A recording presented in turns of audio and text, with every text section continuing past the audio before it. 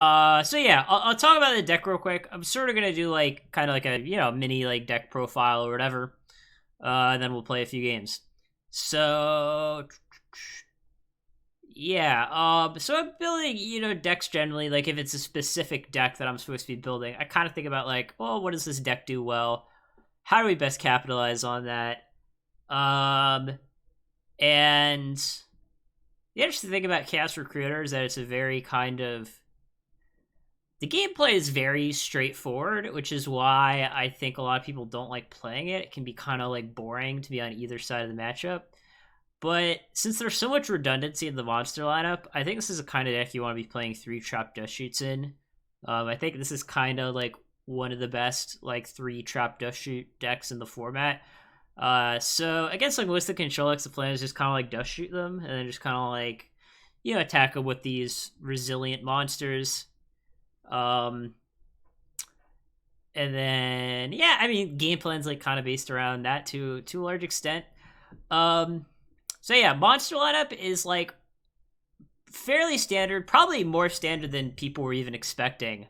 Um, Probably the most interesting thing here is that we're playing one Zaborg, which I mean, not a ton to say about that. I've already talked about Zaborg in a lot of the other content that I've done, but I feel it's a very good card in the current meta.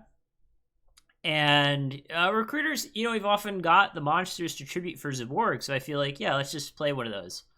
We're only playing 3 chaos monsters, which I think at this point is like pretty accepted in this deck. I would imagine that the few recruiter players that still exist are playing 3 chaos monsters because we kind of have to like we can't really put lights and darks in our grave ourselves. We kind of have to rely on our opponent to do it for us. So yeah, with this deck, you usually don't want to open like multiple chaos monsters. You'd rather just kind of open one. So yeah, pretty standard. We got 8 lights, other than the chaos monsters. We have 8 lights and 7 darks, which I think is the correct number.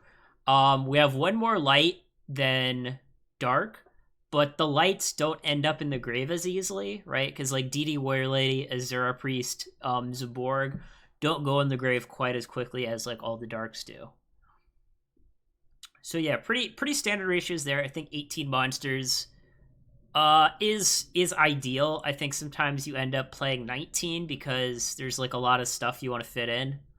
The one thing that I was a little torn about on the monster lineup was I was considering just playing Tribe Infecting Virus in the main deck over the second Azura Priest.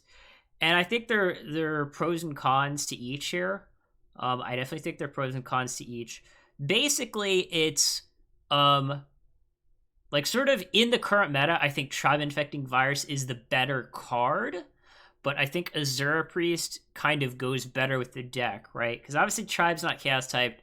Azura Priest is a light, and that was kind of the tiebreaker for me. I was kind of thinking, I don't know if like 7 lights are going to be enough. I think we're probably going to need 8. And then the other considerations, obviously Azura Priest is like better with creature swap than Tribe Infecting Viruses. I mean, swap and Tribe don't really have any synergy. The one thing that I do like about Tribe, though, in this kind of deck is since the deck is so redundant, there often are cards in hand that you don't mind discarding. So that's like the one thing that I like about Tribe of this deck is we can like discard an extra Dust Shoot or like an extra Recruiter or something, and it kind of becomes a way to get stuff into the grave. How do you beat TER? Well, we have plenty of ways, and there's not a lot of TERs floating around in the format right now. For that, we do cite an extra Book of Moon. Like, against Goat Control, we kind of want 3 books, but against, like, all the other decks in the meta, we really don't. So, yeah, that's kind of the main way. Obviously, Tribe would deal with Thousand Eyes, whereas Azura Priest doesn't. So, again, that's, like, kind of like the trade-off there. And I might change this. Spells are also pretty standard. Again, just 2 Book of Moons. I don't want to see this card like all the time, because especially in game 1, because it makes their crossouts live if we book our own guy. And then versus like Thunder Dragon Chaos, it's just not a very good card. So yeah, so that's why we're only playing 2. Oh yeah, I also forgot to talk about Roulette Barrel. I always skipped over like one of the other non-standard cards. So yeah, obviously if we're not playing Roulette Barrel, then like Shining Angel like just has DD Warrior Lady to get. So for that reason, like I just kind of wanted like another solid Shining Angel target. The other thing that you could do is you could consider just main decking like Jowgen the Spiritualist instead of Roulette Barrel, because that can be a pretty good Shining Angel target too. It just kind of depends. Like if you're expecting a lot of warriors, I think you main deck Roulette Barrel. If you're expecting a lot of like, I don't know, like Reasoning Gate, then Jowgen takes the cake. But yeah, we're going with Roulette Barrel for now. Roulette Barrel is kind of like the one monster that we could set in our deck and potentially get hit by a crossout. But again, the goal is just to have like a solid angel target.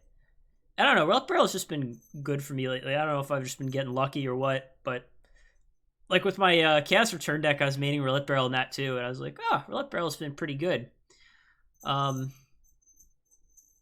Yeah. And Roulette Barrel can be like a really slow out to Gravekeeper Spy, which our deck can have problems with. You just sit there rolling until you kill them all. That's of course like another reason to play Tribe in the main, is it deals with spies well. So yeah, like against Thunder Dragon Chaos, we're just usually gonna side Tribe Infecting Virus in, since we just want to kill their spies. So yeah, that covers like the monsters and the spells. Traps, again, nothing super out of line here. Regarding a 3 dust, I was actually going to talk about that. Basically, I know this is kind of weird. If I could just like take away this Dust Tornado and play 39 cards, I would probably do that. But obviously we can't play 39 cards. So it's like I'm thinking, well, what do I want? Do I want like the 3rd Book of Moon? Do I want the main deck return? Do I want the 3rd Dust? So I decided to go with 3rd Dust. One thing that a lot of people overlook in these kinds of decks is, one, Dust is like really good with creature swap. Like when you're going for a creature swap play, you don't want your opponent to have any back rows, right? You don't want them to chain Goats or chain Ring or chain Raigeki Break or whatever. So against Thunder Dragon Chaos, you just really want to have like Dust Tornado like all the time. And even against like Goat control, you just kind of want Dust Tornado all the time. And then there's some decks like Warriors where like Dust isn't insane, but it's like always going to be live, right? Like Warriors always going to have back rows. So I just felt like Dust is kind of the card that's most likely to be good in any given situation. Yeah, guys, we're playing an aggro deck. You don't play Upstart Goblin in an aggro deck. Realize that when you're trying to like reduce your opponent's life points to 0, like Upstart Goblin is like basically like a -1 or like a -1/2. The idea being that like you care about life points in most of your matchups just as much as you care about cards. So like you just don't want to give your opponent free life points. So yeah, we definitely don't want to be playing Upstart Goblin. I mean, I think Dust is fine. I mean, Dust Tornado is just like a good card, right? I mean, there's a lot of matchups where you'll get an edge by just playing on a spell or trap removal. Sometimes people play Pac-Man. You know, people play I don't know, like there's just like a lot of back row heavy decks right now. Like again, Warriors is one of them. You know, Burn sees a decent amount of play. If you play against like Gravekeepers, right? Like Dust Tornado is really good against Gravekeepers. So to me, it's just one of those cards where it's like, you know, if you're not opposed to playing 2, you shouldn't be opposed to playing 3. I mean, you know, think about it this way. You know, MST and 2 Dusts versus MST and 3, that's only like 33% more of that card, if that makes sense. So yeah, we'll try it out. I don't think Dust Tornado is going to disappoint me.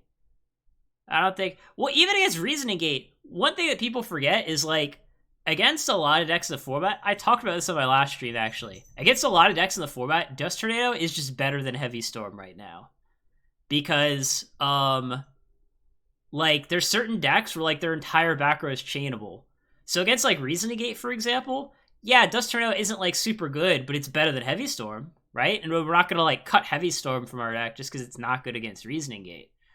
And same thing with like Thunder Dragon Chaos to an extent. Like you see some of these lists where like all of their back rows are like Raigeki Breaks and Jar Greeds or whatever. And like you just kind of want to be able to hit things in the end phase. I'm not saying we should cut Heavy Storm because like there's so many decks like Warriors where like Heavy Storm is just so good against them that like you have to play it. But yeah, my point is that like it's better than people think it is. Also, what they're going to talk about, I am siding Return. Dust Tornado is very good when we side in Return, so that's just like kind of another reason that we like Dust Tornado. I was considering siding 2 returns. We also could main one.